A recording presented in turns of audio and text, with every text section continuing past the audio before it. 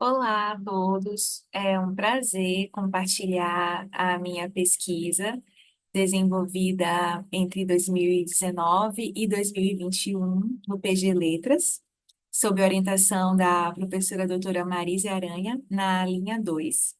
E hoje eu vou falar um pouco para vocês sobre a análise discursiva comparativa de duas traduções para o inglês da obra O Cortiço, de Aloysio Azevedo. Tá? Essa pesquisa teve como objetivo explorar as tensões que existem na tradução, envolvendo diferentes contextos, diferentes posicionamentos dos tradutores, né? E observar como essas tensões, esses conflitos, esses posicionamentos são materializados no texto traduzido e também nos projetos tradutórios. Vamos situar aqui o nosso corpus. Foi utilizado para análise a obra original, O Cortiço, de Luiz Azevedo, de 1890, a sua primeira tradução, realizada em 1926, intitulada A Brazilian Tenement, e sua retradução, publicada em 2000, intitulada The Slum. Ah, a gente consegue observar somente pelos títulos certas diferenças entre as obras, né? Então, há uns aspectos que nós podemos destacar na primeira tradução realizada, em 1926, é que são apenas 36 anos após a publicação da mesma obra, então é basicamente no mesmo período, né? Bem próximo, e a gente vai ter ali a situação de uma literatura periférica que não era muito conhecida. Havia poucos títulos brasileiros traduzidos para o inglês, esse foi um dos primeiros, né? E era o intuito de tornar aquilo familiar de alguma forma, ou de trazer alguma familiaridade, né? Então, somente pelo título, assim, a gente já consegue perceber, tem acréscimo ali da palavra Brasília. Então, eles já estão querendo fazer uma associação com uma identidade nacional, talvez, né? Ah, e mesmo a literatura brasileira em geral se esforçando muito até então na questão do romantismo, né, para tratar o estilo de vida da elite, ainda assim as pessoas tinham curiosidade de descobrir sobre a classe mais baixa, né? Ah, então a ideia, né, de utilizar a Brazilian Tenement ah, busca trazer algum tipo de familiaridade, porque cortiço não é exatamente equivalente a tenement. Tenement é pensão, não está dizendo se é de classe alta ou classe baixa, né? Agora, o termo cortiço funcionava bem no português, porque a gente tem ali um tipo de moradia muito conhecida ali no final do século XIX, século XX, né? Ah, somente batendo os olhos no título, assim, de The Slum, a gente já vai ter ali a favela, né? Provavelmente uma ideia bem mais difundida sobre o Brasil, sobre o Rio de Janeiro, as favelas já são midiáticas, né? Então, Teslam também não é exatamente um cortiço, né? Mas a gente já consegue perceber que somente pelo título muita coisa pode ser explorada em uma análise desse corpus, né? Uma análise comparativa, discursiva.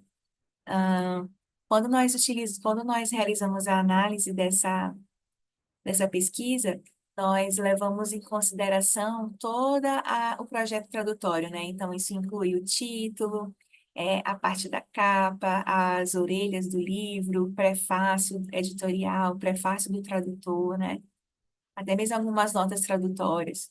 Ahn, e também os trechos, né? E depois mergulhamos mais nos trechos. Então, foi um trabalho muito desafiador, mas muito prazeroso de fazer, né? Ficar com os livros abertos ali, comparando. Então, para falar um pouquinho sobre o referencial teórico que nós selecionamos, foi basicamente a análise do discurso, questões sobre o sentido, né? Aquele sentido que não está pronto, mas que ele é resultado de um jogo, né? Fluido de significações. Foi muito importante a noção de interdiscurso, né? Proposta por Michel Peixoto, e também a visão da literatura como discurso literário, né? Então, a gente não foi tanto pela crítica literária, mas pela teoria de Manguinot sobre o discurso literário como algo que se manifesta, né? A literatura como um fato discursivo, que está ali num jogo de significações, né? De campos discursivos. E utilizamos também a tradutologia, proposta por Antoine Berman, e é uma teoria, um método de análise proposto por ele, que considera muito a questão da tradução ética, né? O que que é uma tradução ética? É você privilegiar uma visão etnocêntrica de trazer tudo para você, ou como ele defende, né? Que é o respeito à letra, né? O respeito à obra. Então, ele propõe um percurso analítico das traduções, que foi muito útil para nortear essa nossa aventura metodológica de exploração, né, dessas obras, e foi muito útil, porque ele propõe um processo, né, um percurso para analisar traduções, né? Então, ele fala sobre a posição tradutória, fala sobre o projeto de tradução, fala sobre o horizonte tradutório, todos os aspectos metodológicos que a gente conseguiu fazer uma relação com as teorias discursivas, né? Certas coisas são ditas de diferentes formas em diferentes teorias, né? E a gente percebe que, ao falar de tradução, é impossível dissociar, né? O que pode ser dito, o que deve ser dito, né? E como essas circunstâncias, elas são capazes de nortear certas decisões que são feitas e cristalizadas, né? Na materialidade do texto traduzido, né? Então, nesse percurso analítico comparativo proposto por ele, a gente teve como base nosso processo investigativo, né? Confrontar as passagens selecionadas. Então, a gente foi norteado pela ideia de interpretações e como os enunciados se constituem, né? A língua como um acontecimento, com materialidade de discurso, a construção do sentido, que é um jogo de relações, o rastro fluido, e o tradutor como um sujeito de uma formação discursiva, né? Que é entendida como a matiz de sentidos e que regula o que o sujeito pode e deve dizer e o que pode e não deve ser dito. Isso é muito marcante na tradução, né? Por que que eu não posso dizer dessa forma? O que está regulando? Qual é a formação discursiva, né? E o interdiscurso, que é essencial, porque eu vou precisar remeter ao já dito, principalmente no discurso literário, né? Aqueles dizeres esquecidos pelo sujeito que se fazem presentes no seu dizer. Então, dentro de determinado grupo social, o interdiscurso faz com que as palavras se revistam de um certo sentido, né? O discurso literário proposto por Manguinot, né, a compreensão da atividade literária como um ato enunciativo, né, não só fruto do contexto, mas que também contribui para criar, né, o contexto da obra e os posicionamentos, né, como esses posicionamentos eles compõem uma identidade enunciativa e como eles são ajustamentos às possibilidades oferecidas pelo campo literário. Cada posicionamento é atravessado por outros, né? Cada atravessamento dos atores são atravessados por outros. Então, o tradutor, ele está ali dentro de uma proposta editorial, ele foi contratado, tendo um cliente, né? Que decidiu comprar essa tradução de alguma forma, fez algumas demandas, talvez, voltada no mercado. Várias coisas estão inseridas, né? Nesses posicionamentos que são adotados, né? Da condição de existência da tradução. Então, o recorte discursivo que nós fizemos é muito rico o campo de análise, mas nós decidimos focar nas omissões e nas adaptações baseadas no interdiscurso. Então, de várias possibilidades teóricas, várias possibilidades de análise, né?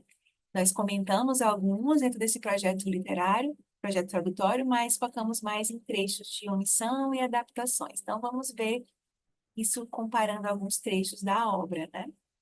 Mas quando nos referimos ao projeto tradutório em si, a gente tem que levar em consideração período, né? Então, quando a gente vai falar de Brazilian Tenement, foi feito pelo tradutor Harry Brown, e é muito interessante o prefácio dele, né? Um prefácio muito interessante para fazer uma análise, porque ele fala claramente que ele se propôs a fazer uma tradução fiel, porém, devido às sensibilidades do público leitor na dissertação, a gente foi comentando vários trechos do prefácio.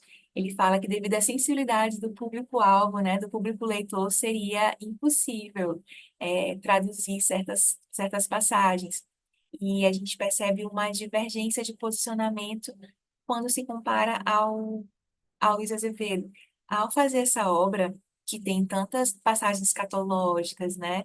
Falando de menstruação, falando de doenças, secreções humanas, falando sobre aborto, sobre a própria cobiça, né? Desmedida, que é o tema muito forte, uma questão muito central em Cortiço, passagens violentas, né?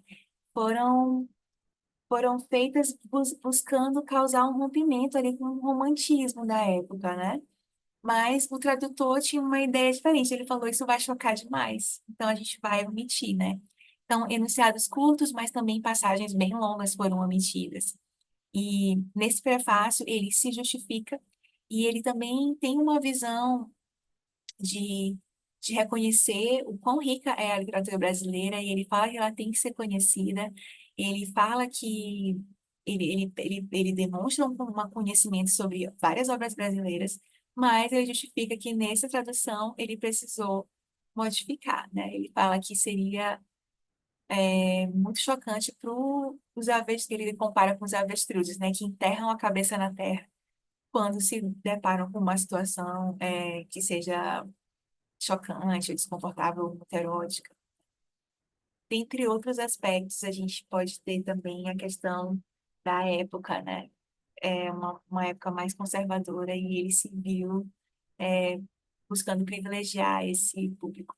Mas uma coisa que eu gostaria de destacar é que, mesmo os tradutores tendo se posicionado claramente nos seus prefácios de tradutores, não necessariamente o que eles disseram, eles fizeram ao longo de toda a obra. Ao contrastar os trechos, é possível perceber que, em muitos momentos, tanto a retradução quanto a tradução privilegiam, ora, o público-alvo, né, ou que eles consideram que é as demandas do público-alvo, ora, com respeito ao contexto original, né? Então, mesmo eles propondo claramente a um posicionamento no prefácio, isso não se mostra verdadeiro durante todos os conflitos, né? Os pontos de conflito da tradução que a gente conseguiu observar. Já de Islam, no ano 2000, né? É uma obra que, quando a gente observa o projeto tradutório, é muito rico em material de análise, pelo fato de ser uma publicação que veio dentro de uma coleção, né? Oxford Library of Latin America. E a gente vai ter uma nota, um prefácio editorial, onde a gente percebe que eles falam claramente que buscam suprir essa escassez de traduções de obras brasileiras em outras línguas, na verdade, porque essa coleção também traz títulos de países hispanos, né? Mas poucos títulos de obras brasileiras, e ele se propõe, né, a fazer essa divulgação dessas literaturas mais globais, ao mesmo tempo que eles eles buscam reconhecer que essa lacuna ainda se mantém, porque a literatura brasileira, em 2000, ainda é periférica, né? Não é uma literatura que tem tão grande circulação, e eles buscam cumprir esse gap, né? E tem também uma presença muito forte do tradutor, que se coloca, tanto, até na orelha do livro, é possível perceber que ele é colocado como outro autor, né? A gente tem uma clara busca de reparação em relação à primeira tradução. Então, o tradutor, no prefácio dele, ele fala que ele não vai omitir as passagens que foram omitidas no original. Então, a gente percebe dois tradutores claramente ali sendo trazidos à evidência, né? E ele diz que não vai omitir nada, né? Nenhuma das passagens que foram omitidas. Vamos agora comentar um pouquinho dos fragmentos, né? Foram muitos fragmentos que foram encontrados, mas para cá eu selecionei só alguns, senão ficaria muito extenso. Então, eu coloquei o cortiço, a Brazilian Tenement e the Slum.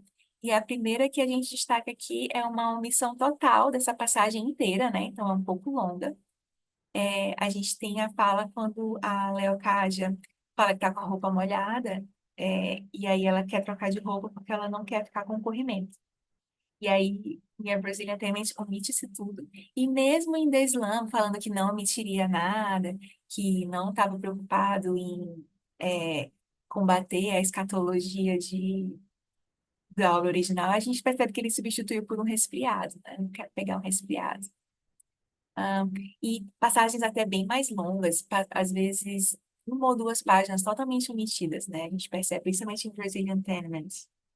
Aqui, essa outra passagem um pouco mais longa, eu não vou ler para não ficar muito extenso, mas é uma situação em que uma personagem, ela, ela, ela ganha dinheiro para pagar o aluguel sendo barriga de aluguel. Então, ela aluga o útero, né, por dinheiro.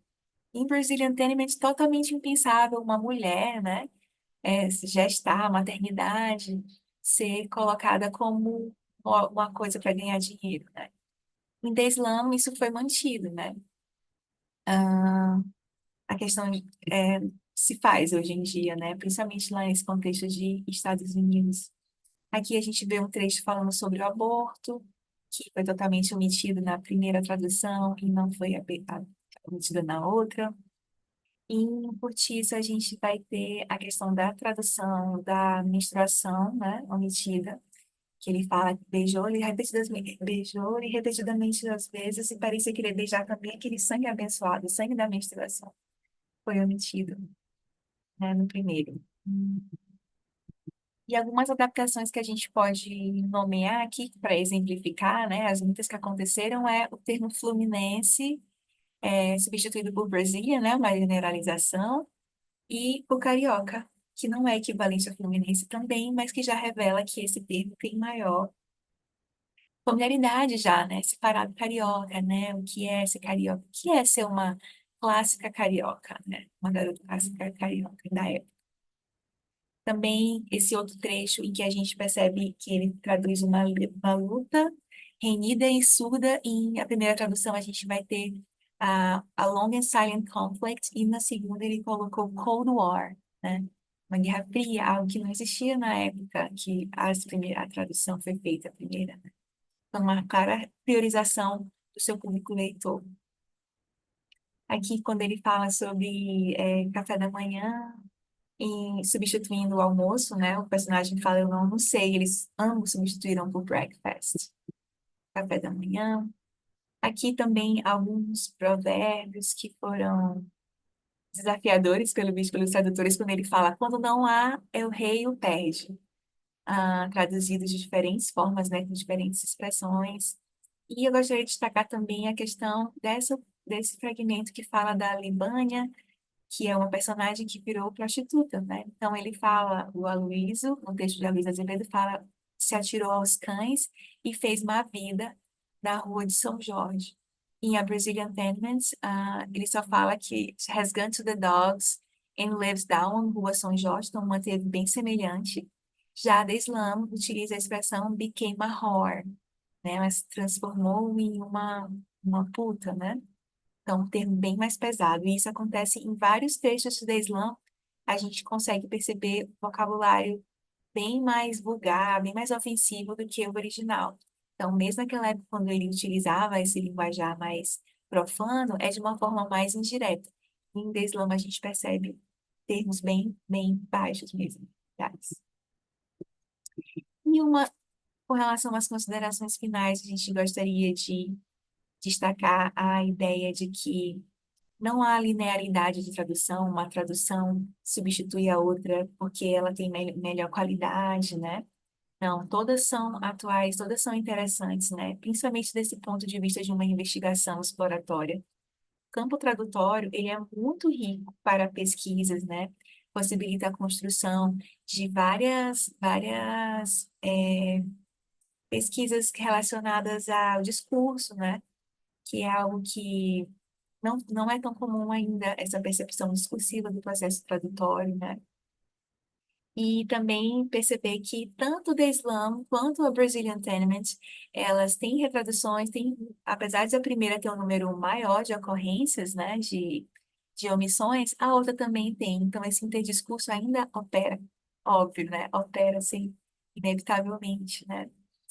Não há uma uniformidade no posicionamento. Então, por mais que eles claramente falem algo na introdução, isso não necessariamente vai se comprovar quando a gente compara, de fato, o texto, né? E é isso. Ah, essas dinâmicas literárias, né? Essa relação da sociedade é muito marcante em O Cortiço, que é uma obra riquíssima em campos de análise que tem a ver com sociedade, quebrar estigmas, né? E esses posicionamentos também de buscar retratar as classes populares, né? Buscar romper essa visão elitista, ela também é interessante ser observada nas traduções, como isso se coloca. Então, é isso. Obrigada pela oportunidade de compartilhar a pesquisa. Era isso que eu tinha para falar para vocês. E em caso de sugestões ou dúvidas, vocês podem me enviar um e-mail. Muito obrigada.